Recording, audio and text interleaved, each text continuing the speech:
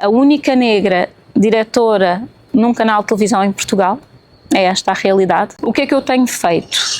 O que eu acho que eu fui trazendo para a RTP África, fazer com que a RTP África deixasse de ser apenas um projeto político e que deixasse de ser um canal de Portugal para a África e passasse a ser um canal africano. Portanto, essa tem sido a minha batalha lá dentro, é que aquilo seja um canal africano, feito por africanos, em que as pessoas se identifiquem e que tenham espaço e que tenham voz. A diferença que eu acho que se começa a notar do trabalho que eu fiz nestes últimos 7 anos é que há 7 anos, quando eu fui, se formos olhar para os apresentadores dos nossos programas, mudou a melanina.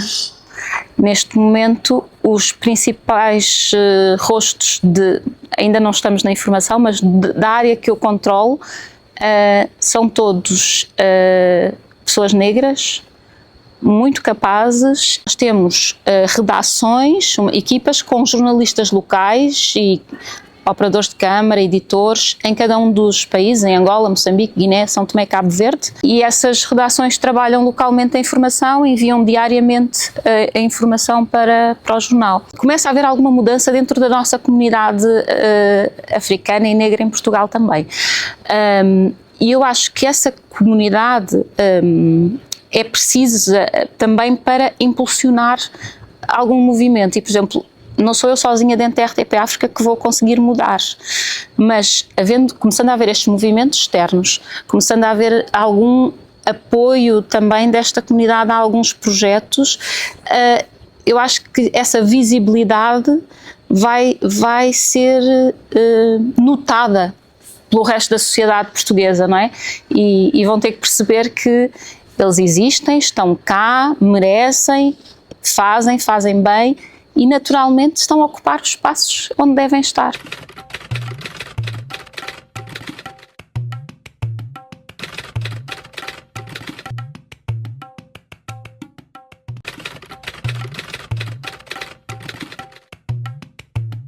Todo mundo conhece uma pessoa que mais pessoas precisam conhecer.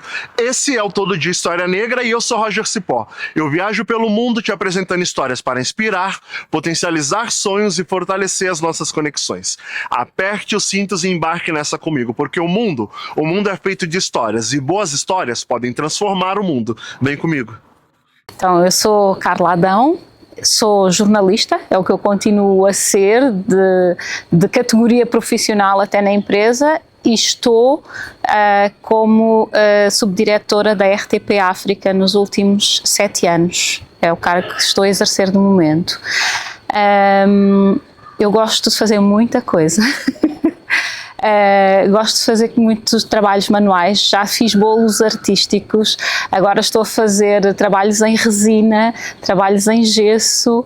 É uma forma de eu me abstrair muitas vezes da correria do trabalho, e naquele momento que estou ali eu estou a pensar numa parte criativa e desligo de muitas das chatices do dia a dia, e isso faz-me bem. Quando as coisas estão mais complicadas no trabalho é quando eu me viro mais para esse meu lado artístico. Costura também, gosto de costurar, fazer coisas. Portanto, eu nasci em Angola há 53 anos, portanto ainda antes da independência, e passei, portanto, por um processo complicado, como passaram muitas pessoas que tiveram que abandonar as suas casas por causa da guerra, do conflito armado que havia, primeiro com os portugueses, depois que em Angola deu uma guerra civil.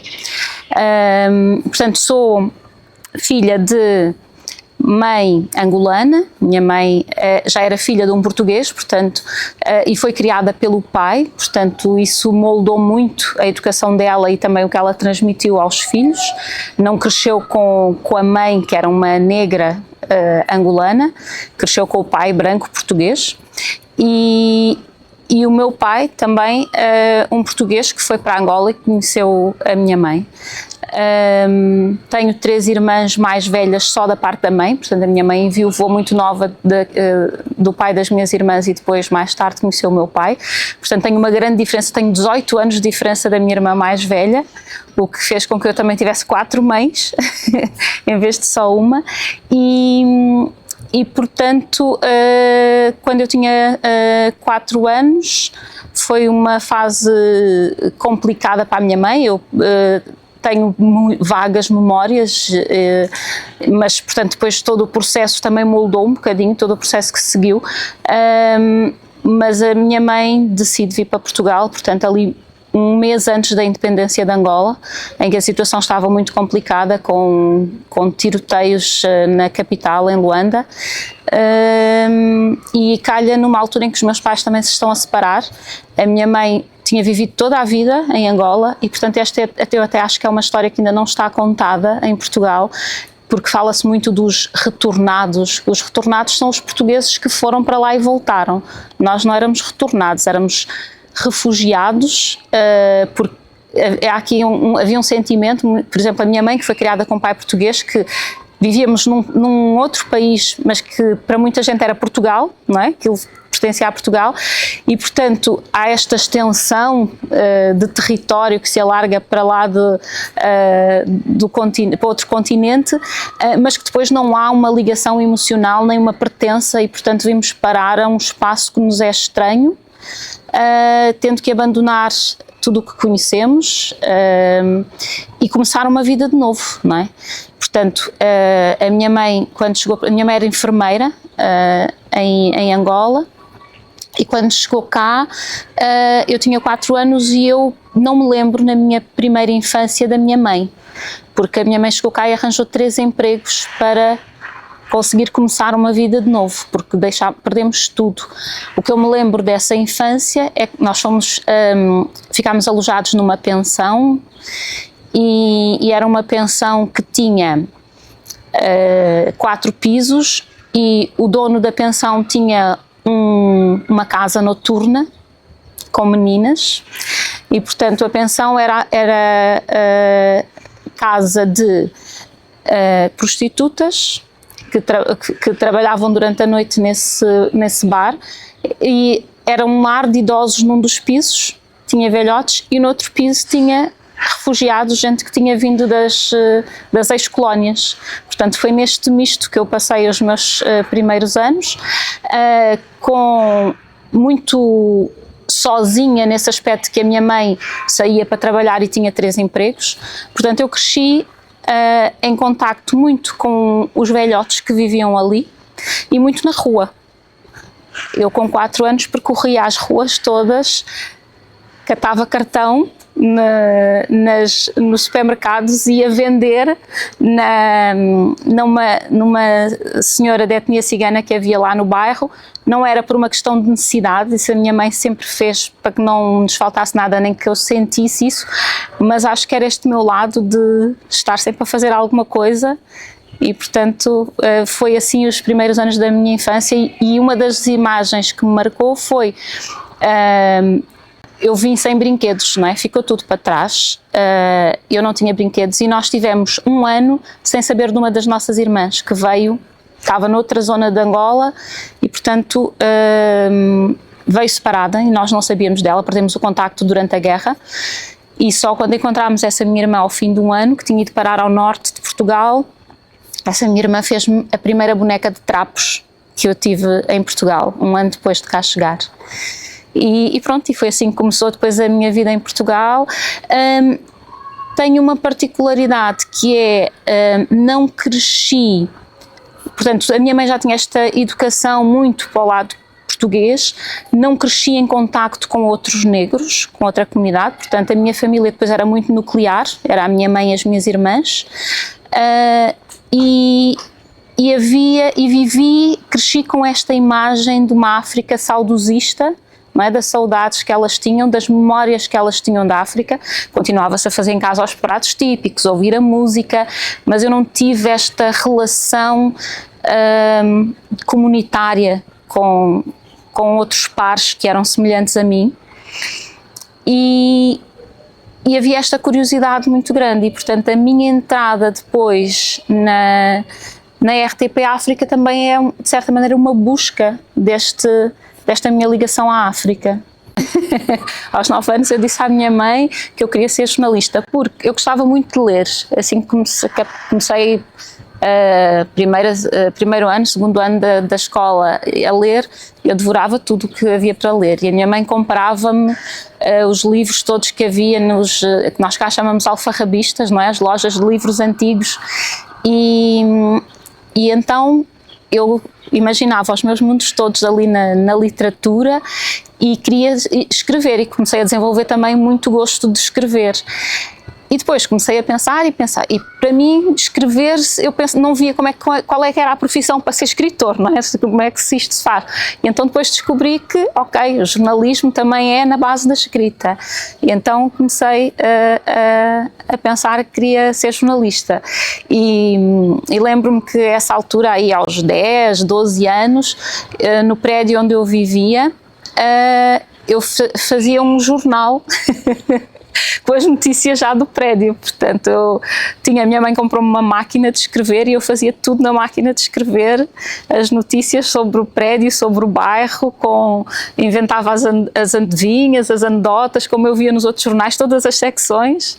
Pronto, e começou por aí esse gosto. E pronto, e depois, desde que eu decidi isso, fiz todo o meu percurso académico já a pensar com esse foco, sim. E vivi durante 3 anos nessa pensão, até que depois mudámos, quando a minha mãe teve condições, mudámos para uma casa alugada, mas que fui para um bairro no concelho de Sintra, que era considerado na altura o maior bairro clandestino da Europa.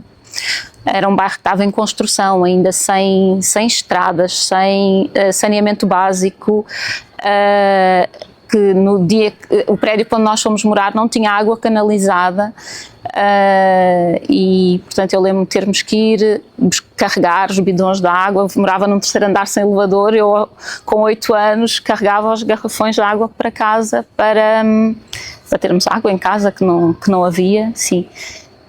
Mas depois eu fiz ao mesmo tempo um percurso que eu acho que me foi abrindo horizontes, que é este facto de ter mudado. Portanto, a pensão onde nós viemos morar era em Benfica, que é um bairro relativamente nobre, ainda em Lisboa, e portanto eu comecei a escola primária aí, fiz primeiro e segundo ano aí. Depois, quando fomos morar ainda foi no fim do 2º ano, antes de mudarmos para esse bairro, a minha mãe também, como forma de pressionar o meu pai a chegar-se à frente na sua parentalidade e na minha criação, inscreveu-me num colégio privado, que era a forma dele pagar o colégio privado. E portanto eu passei da escola daquele bairro para o colégio privado na Estrela, um dos bairros mais nobres de Lisboa. Depois, como mudamos para um bairro que é longínquo, eu já não podia vir para o colégio, então depois fui para a escola pública naquele bairro, que já era um bairro com gente que vinha de todos os lados, muito até de pessoas que vinham do interior de Portugal, que tentavam chegar a Lisboa e ficavam nestes bairros periféricos, e portanto cresci assim, nesse ambiente. Portanto, eu fiz o meu curso, a minha licenciatura. Depois da licenciatura estagiei no Diário de Notícias, que era o jornal histórico cá em Portugal. E depois, através do trabalho no Diário de Notícias e de contactos lá, fui trabalhar com uma produtora de televisão. Os primeiros trabalhos que eu fiz em televisão foi com uma produtora espanhola, que estava a trabalhar cá em Portugal. Trabalhei como guionista, jornalista, e depois estava a fazer um programa para a RTP, através dessa produtora, e já ia com alguma frequência à RTP buscar material para esse programa. E é quando se começa a falar de que ia abrir um canal que era a RTP África, e aí eu pensei, quer dizer, é juntar as duas coisas, é juntar o jornalismo e juntar este meu interesse por África, por conhecer mais e para me aproximar das minhas raízes.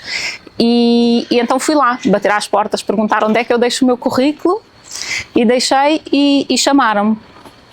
Acho que contou, de certa maneira, também para a minha contratação, a minha ascendência, não é?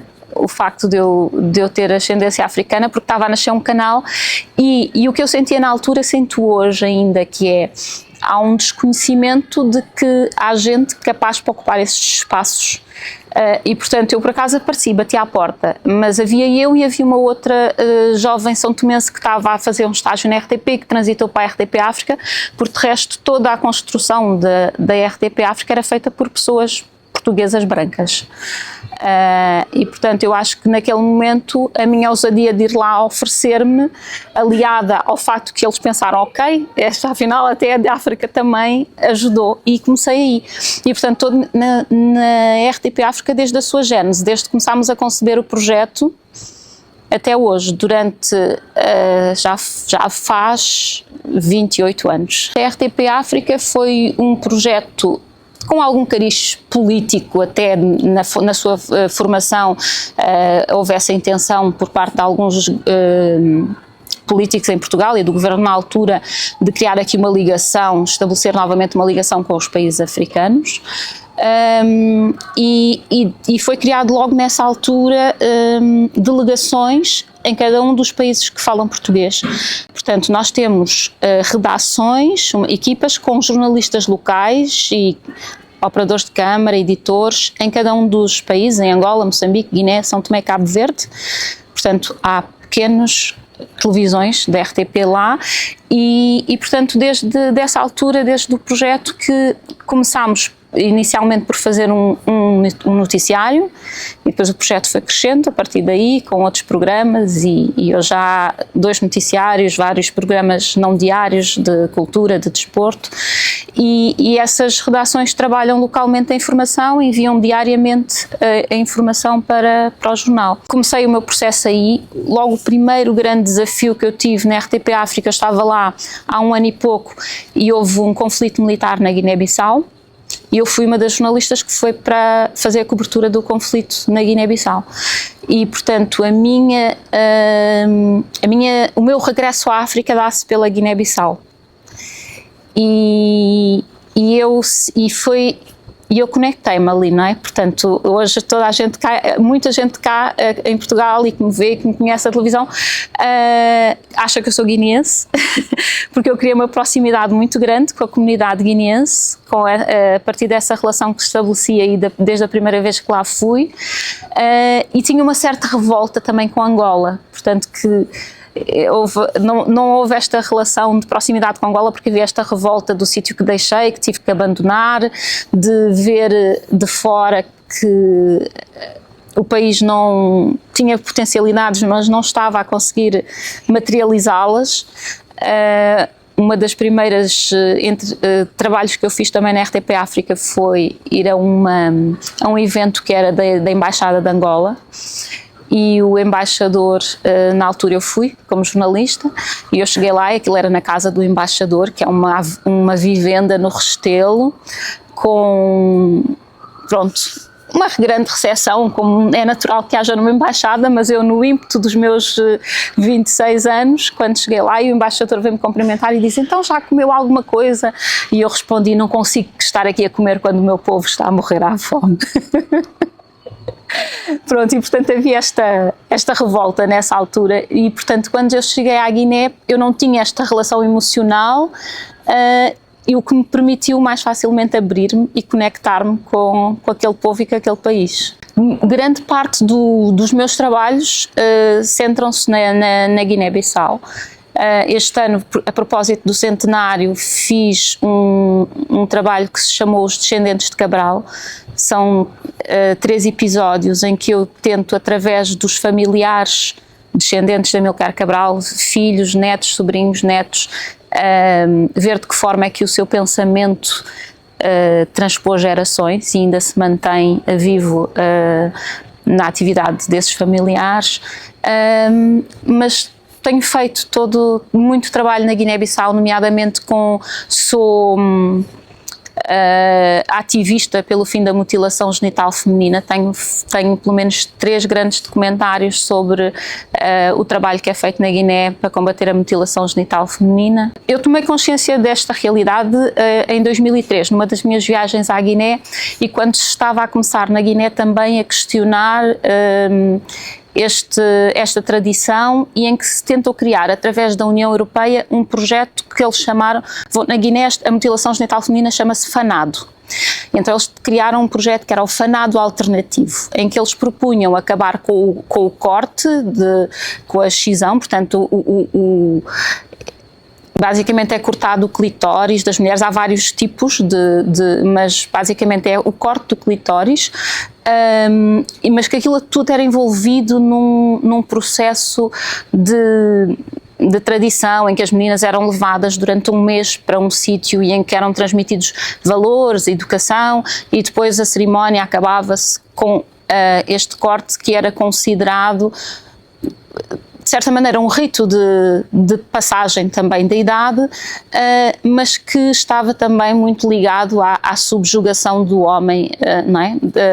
À subjugação da mulher pelo homem, não é? É uma sociedade patriarcal, e eu, quando me fui apercebendo disso e fui estudando mais o caso, comecei a tentar olhar para aquilo com outros olhos, não é? Com os olhos de quem lá está, porque a nossa primeira reação de fora é julgar e dizer como é que é possível, como é que se faz isto, mas depois converso com as pessoas que fazem, que foram submetidas, que praticam, e começa-se a perceber. Por exemplo, uma das jovens que eu entrevistei uma vez na Guiné, ela dizia-me: isto é um ato de amor. E para mim aquilo ao início é um choque. Depois começamos a perceber tudo o que está por trás, não é? A pressão social para que aquilo seja feito, a ideia das mães que, se não fizerem, se as filhas não forem submetidas àquilo, não têm um bom casamento, não vão conseguir, vão ser olhadas de lado na sociedade. Portanto, há uma pressão social e que, de certa maneira, manteve esta tradição durante muito tempo. Tem sido feito um grande trabalho nos últimos anos por algumas das ativistas. A atual Ministra da Agricultura da Guiné foi uma das maiores ativistas no combate pelo fim da mutilação genital na Guiné. E depois passou a haver também um trabalho a nível religioso, porque isto é muito associado às comunidades islâmicas, e foi preciso também que alguns líderes religiosos se associassem a esta luta e viessem dizer que não, isto não está escrito no Alcorão, não há nenhuma regra que diga que isto tem que ser feito, para esta mensagem começar a entrar, mas demora muito a mudar mentalidades, não é? E portanto isto ainda é um processo que está em curso. Portanto, eu aceitei este desafio há 7 anos, para subdiretora do canal, e foi um marco na minha vida, porque foi um bocadinho aí que eu tive a percepção da importância do que eu representava. Eu, durante 20 anos, apresentei um noticiário, entrava na casa de toda a gente sem pedir licença, não é? Como se costuma dizer, apresentei um noticiário, mas estava muito focada naquele meu trabalho de jornalista. E ao passar para... eu sou subdiretora do canal, com responsabilidades na grelha e na programação. Afastei-me um bocadinho do jornalismo, pelo menos puro e duro, porque continuo a contar histórias de outra maneira, e documentais, e através dos programas de entretenimento.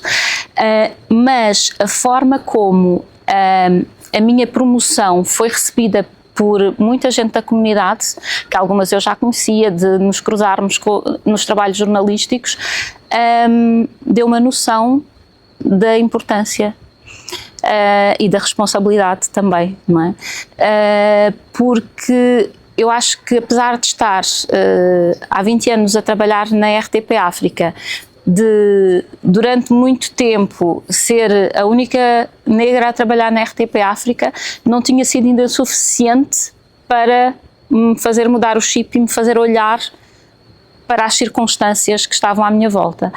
E a reação que eu recebi quando passei para este cargo, e tenho uma amiga, a Miriam Taylor, que fiz também nestas lides profissionais, que em qualquer lado onde eu vou, ela faz questão de me apresentar como a única negra diretora num canal de televisão em Portugal.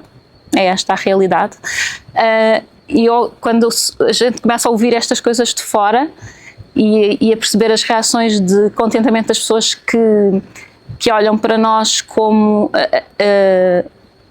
termos ascendido a um espaço que afinal também é nosso, não é? E é que deu-me essa importância. E, portanto, o que é que eu tenho feito? O que eu acho que eu fui trazendo para a RTP África foi, e que eu acho que se conseguiu, não começou comigo, já vinha sendo feito, mas que eu tentei promover ainda mais, foi fazer com que a RTP África deixasse de ser apenas um projeto político e que deixasse de ser um canal de Portugal para a África e passasse a ser um canal africano. Portanto, essa tem sido a minha batalha lá dentro, é que aquilo seja um canal africano, feito por africanos, em que as pessoas se identifiquem e que tenham espaço e que tenham voz. E a diferença que eu acho que se começa a notar do trabalho que eu fiz nestes últimos 7 anos é que há 7 anos, quando eu fui, se formos olhar para os apresentadores dos nossos programas, mudou a melanina. Neste momento, os principais rostos ainda não estamos na informação, mas da área que eu controlo, são todos pessoas negras, muito capazes e que representam também os nossos vários países. E o que eu tenho procurado também com isto é tentar criar um espaço onde eu possa mostrar aquilo que eu dizia no início, que é quando eu senti que havia isso quando eu cheguei à RTP África, e ainda hoje quando eu falo dentro da RTP, na direção da informação, com várias pessoas, e em que falo da falta de representatividade que há em vários espaços, e nomeadamente dentro da RTP e na comunicação social em Portugal, a ideia que eu tenho é que as pessoas acham que não existem estes profissionais. Que dizem assim, sim, ok, não estão, mas também, ou não faz diferença, não é? Nós conseguimos dizer o mesmo, não é? Ou onde é que eles estão? E o que eu tenho procurado é criar ali. Eu sei que muita gente às vezes critica de fora, e muita gente da comunidade critica de fora a RTP África, no sentido de, parece que somos um gueto. Estamos ali, nós ainda não chegámos a outros espaços, ainda não conseguimos passar para a RTP generalista. Mas eu acho que este gueto, digamos assim, é importante para ser uma montra, não é? Para mostrar que existem, que são capazes e se calhar começarem depois a ser requisitados para outros espaços.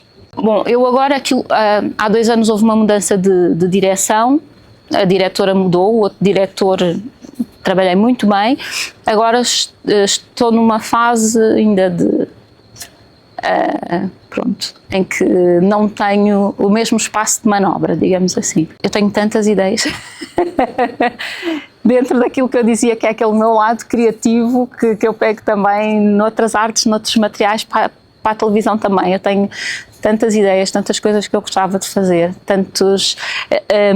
e eu vou fazendo, ainda aqui há tempos, eu fiz um jantar com estas pessoas que agora estão a apresentar os jornais, e eu dizia-lhes isto, que era, há muitas pessoas ali, por exemplo, inclusive a Nádia, eu tive mais de 2 anos que eu já tinha a Nádia pensada para aquele lugar que ela está agora. Eu vou vendo, eu vou marcando as pessoas, eu estou ali à espera do momento.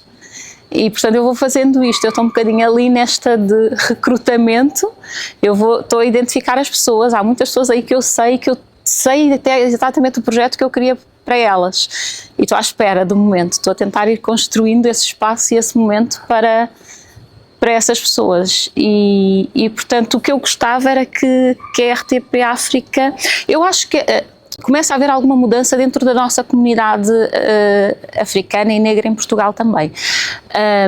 E eu acho que essa comunidade é precisa também para impulsionar algum movimento. E, por exemplo, não sou eu sozinha dentro da RTP África que vou conseguir mudar, mas começando a haver estes movimentos externos, começando a haver algum apoio também desta comunidade a alguns projetos, eu acho que essa visibilidade vai ser notada pelo resto da sociedade portuguesa, não é?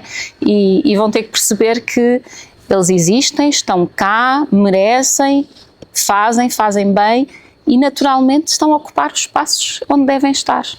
Eu comecei também nos últimos 2 anos a fazer aqui algum trabalho de autoconhecimento. Foi muito importante também porque fiz um círculo de mulheres com mulheres negras e portanto isso permitiu-me começar a conhecer-me também e a identificar-me mais comigo, com a minha ancestralidade e a resolver aqui algumas questões também deste passado que ainda não estão resolvidas.